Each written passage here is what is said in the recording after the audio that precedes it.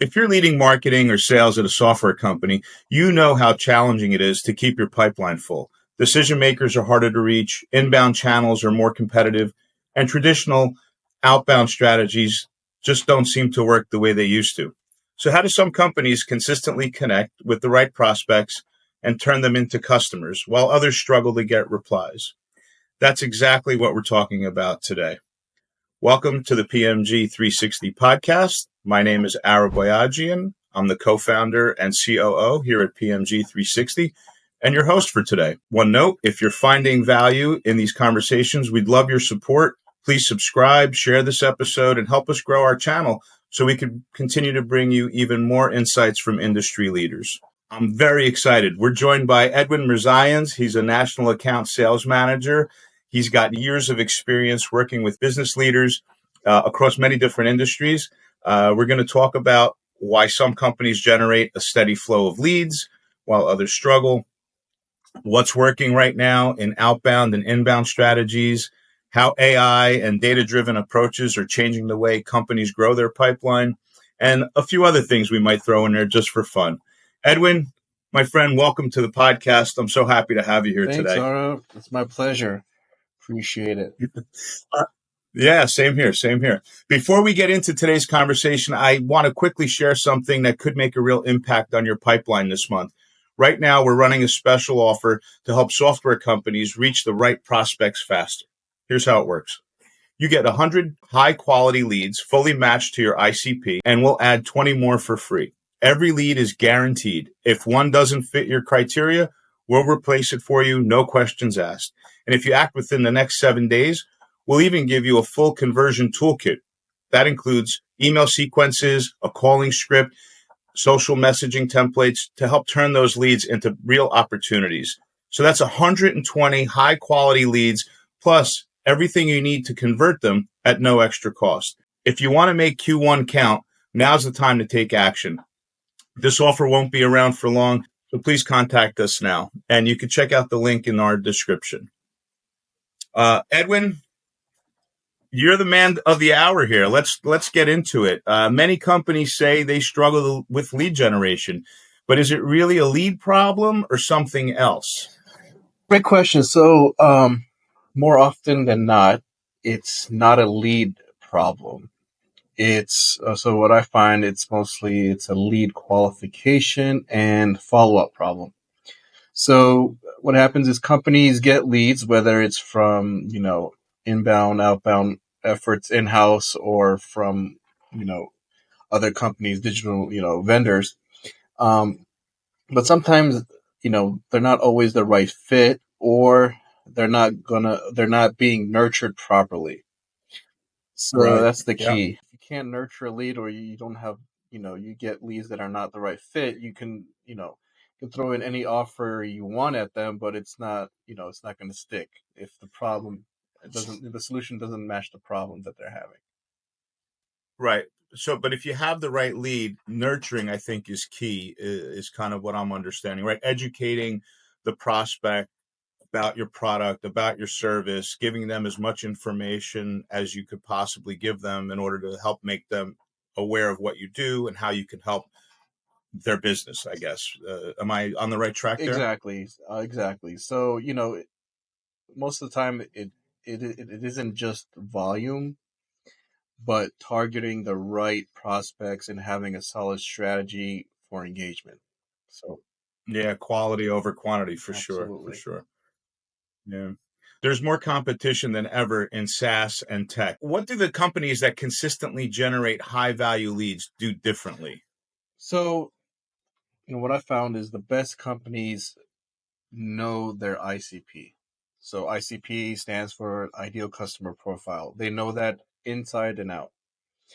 Yeah. So they don't just collect leads. For no, they qualify them with intent signals, job roles, geography, to ensure they're talking to buyers who actually need their solution. What's important is they also need to prioritize omni-channel engagement to stay on top of mind. So not just do email, not just do display, not just call, but do social, do, call, email, and display everything. You have to, use all the tools you have in your toolbox to make sure people know who you are and what you do and how you can solve their problem.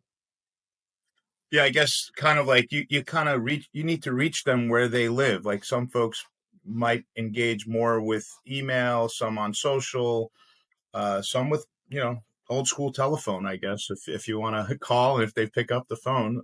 Yeah, I get that. Um, yeah, these days, with buyers doing more research than ever before, engaging with sales, how should companies adjust their outbound and inbound strategies? So, what companies should do is they should lead with value and not with a sales pitch. So, like I said, that's with content marketing, case studies, and thought leadership should all work in Mhm. tandem and with outbound efforts. So, outbound teams need to engage prospects who have already shown interest rather than going in cold. So, there's a lot of research that needs to go into this, obviously. And, they should also be retargeting and doing multi touch nurture campaigns to, help bridge the gap. Yeah. Cold outreach is getting harder, though. What are the small details that make the difference between a response and getting ignored? Most likely making it personal to the ICP. Yeah. Finding out some, doing research on LinkedIn, doing research on the company website, reading posts that, the person they're trying to reach out to see kind of like how they can make it about them and not so much make it about, the person who's reaching out. And so that helps a lot. So you want to talk to them. You need to show, what their problem is, and so they can see value with what you're trying to do for them instead of trying to get something out Yeah. of it yourself. I guess a lot of it is doing your homework, right? Understanding who they are, what they need, and providing some solutions and touching them on a more personal level. It's not just a blanket, throw it in the air and hope something sticks kind of Exactly. situation, I'd Yeah, imagine. that Yeah. doesn't work. Definitely doesn't work. No, no. Many companies invest in leads, but they're not converting them, right? Where do they usually go wrong? Like, what's the blocker, or what? Yeah, like what can you suggest or recommend on ways to get the best bang for the buck and be able to convert it into more So the business? first thing, that people need to understand, or marketers need to understand, and salespeople, is most leads aren't ready to buy right away, and they need Right. nurturing. So, nurturing is the word of the day here. So, what happens is companies often fail to have a structured follow-up cadence. So on average, it takes between 6 to 8 touches to kind of just to have someone get back to you. Yeah. So that, you have to keep that in mind. Um, Marketing and sales need to align on the lead qualification criteria. That's also very important. You don't want marketing doing one thing and the sales doing something else. They have to Yeah. be, talking to each other, and kind of, define both marketing and sales need to define that qualification criteria. And they should, they what they usually often fail to do is they don't use intent data to prioritize the most engaged leads. Yeah. Like scoring kind of who's interested in what and how soon they're looking to engage, I Yeah, guess. Yeah. knowing where someone is in the buying cycle also is important. So you know what type of message to You know, send. totally agree with you. Nurturing is the word of the day. I mean, it is and has been and always should be, right? Educate them, let them know, show them how you could provide value uh, to their bottom line. Yeah. Exactly. Um, yeah. So lately, AI is all the chatter in the industry. AI driven lead generation it's everywhere now. How should companies think about AI in their sales and marketing efforts? So they should think of AI as a powerful tool, but not a replacement for strategy. So what AI can do, it can score leads and predict intent, which is important. It could also automate personalized outreach at scale. Like they say, Hmm. work smarter, not harder. So that's one, huge benefit there. And also AI can analyze the engagement data to optimize campaigns. So those are the things they can do for you. But at the end of the day, the buyers still want that human conversation, and Yeah. only AI should be used only to enhance personalization and efficiency, but not replace genuine relationship building. Yeah, I agree with that 100%. I guess it's just like having another tool in your toolbox Exactly. when it comes to, yeah, yeah, yeah. So, in your opinion, let me ask you this. In your opinion, what's the right balance between inbound and outbound for companies trying to build predictable revenue growth? So, um, a healthy a healthy pipeline needs both. So Hmm. what inbound does, inbound builds long-term sustainable demand, and outbound provides immediate pipeline opportunities. So for most companies, either a 60/40 or 70/30 split between inbound to outbound works really well. But it depends on industry and again the sales cycle length. You have companies that have 6 to 9 month sales cycles. Some have 3 month sales cycles. So Sure. the key is using outbound to accelerate inbound generated demand. Yeah, yeah, it makes sense. I guess it all depends on, like you said, the sales cycle, and every sales cycle is different for every single company. Exactly.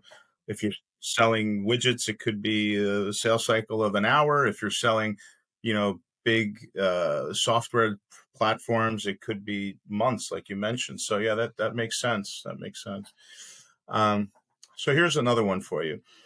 If a company had to cut its marketing efforts in half and focus only on what works, right? In your opinion, and I'm real curious to find out your answer to this. What should they keep? Okay, that's very good actually. So if cutting marketing efforts, keep if you're gonna do that, you should keep the highest ROI channels. So those would be kind of like the retargeting and nurture sequences. So what those would do, they'll capitalize on existing interest. You should keep the high performing outbound sequences. No brainer, but you gotta keep those in mind. So that's personalization. That helps with the personalization. Definitely, you know, keep SEO and demand gen content, ABM, account based marketing.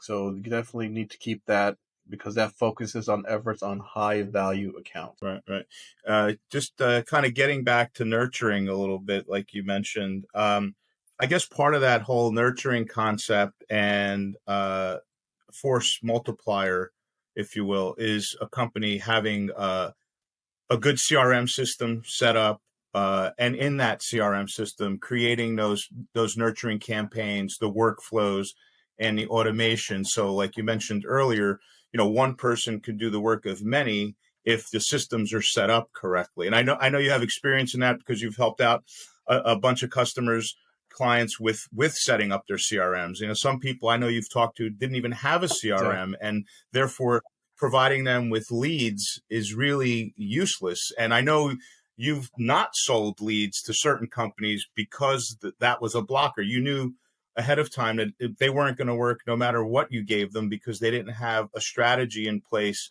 to move these folks through that pipeline or through that uh, sales cycle to get them to the end of that pipeline or to the end of that cycle. Exactly, because at the end of the day, if they don't have their in-house stuff set up properly, they'll Yeah. fail no matter what type of leads they get.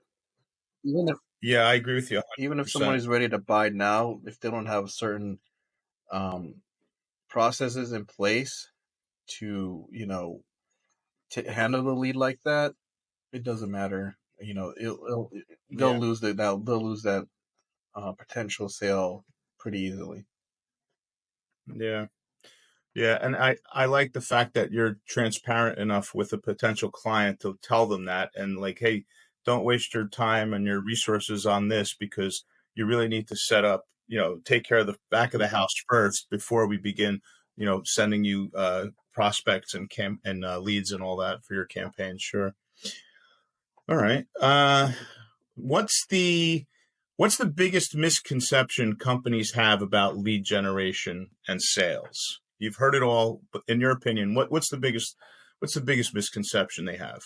I would say the biggest misconception companies have about lead generation and sales is that more leads equal more revenue, um, which is not the case. It's not about volume. It's about lead quality and conversion strategy. So a smaller pipeline of highly qualified and nurtured leads will always outperform a massive pipeline of unqualified and cold leads. So that's something that marketers should keep in mind, especially when they're thinking about saying they need more leads, but they need to kind of understand that yes, you need to have a good pipeline of marketing stuff, good marketing pipeline, but don't put garbage in it. You gotta Yeah, don't overstuff it. don't, like don't sacrifice quantity for quality. You want quality. I mean, with having a million leads is useless. Having 100 great qualified prospects in your lead funnel would perform much better, even though a million compared to 100 may seem off, but you'll get more out of that 100. I think for sure. It's important that the data is good. So you got to make sure you're not getting, bad data into your CRM if you have one, because that'll definitely affect your marketing efforts. So you'll be spending Sure. too much time going, you'll get frustrated, with not a lot of, emails getting bounced back, you're not, things that are not having the correct information regarding that lead. And so, that's Yeah. also important. Wherever people are getting their lead, sourcing their leads from, they have to keep that in mind that, um, does, is it my, It could it can, oh, backfire. big time. Yeah, yeah. I mean, on that same note, I mean, protecting your IP reputation has to be right at the top. So getting bad data in, from bad leads or what have you, could really adversely affect your IP reputation and cause all kinds of headaches with domain and all of that, if you're not careful. Yeah. Exactly. So if a company is struggling to generate qualified leads right now, what's the first thing they should fix? I would say there's four things they should fix. The first thing is they need to tighten their ICP. So, the question they need to ask themselves is, are we targeting the right audience? Number one. Number two, they need to review their lead sources. So they got to understand, okay, where are their leads coming from? Are their leads engaged or disengaged? Which is very important. Um, Three, and I mentioned this earlier, you know, align marketing and sales. So are follow-ups happening constantly? Are there not no one's following up with the prospects? Are they, just letting prospects sit for months at a time and, they're not Stale. Yeah. exactly. So that can happen. So you got to make sure, you know, follow up, follow up, follow up. And that's the most important thing because I hear this a lot. The money is in the follow ups, so people should keep that in mind. And also, they should look at their nurturing sequences. maybe look in there and see if they need to improve their nurturing. So, if leads rarely convert immediately. So here it is again. You have to have a nurture strategy in place, and if you don't, you need to implement one right away. We always ask, if you get leads from us, what nurturing do you have in place? And those that do have a nurturing strategy in place are very successful with their campaigns. Yeah. So Yeah. Yeah. Here are all these leads. What do I do with them? If your nurturing is in place, you'll be very successful. If you don't have nurturing, you're going to be very disappointed no matter who you engage exactly, with to generate leads. exactly. Yeah. Yeah. Yeah. Well, folks, if you got something valuable from this episode, make sure you subscribe and share it with your team. And don't forget, our 120 lead plus the conversion toolkit offer is live for just 7 more days. If your team needs high quality ICP matched leads and a clear strategy on how to convert them, now's the time to take action. I'm sure Edwin would love to hear from you. Totally. So don't hesitate to reach out. Edwin, thanks again. It was so fun having you on the show today. Thanks again for all your insight. I'm sure our listeners will appreciate your comments and your recommendations. Thanks again. I can't wait for the next I time. appreciate it, Ara. My pleasure. Definitely can't wait for the next one.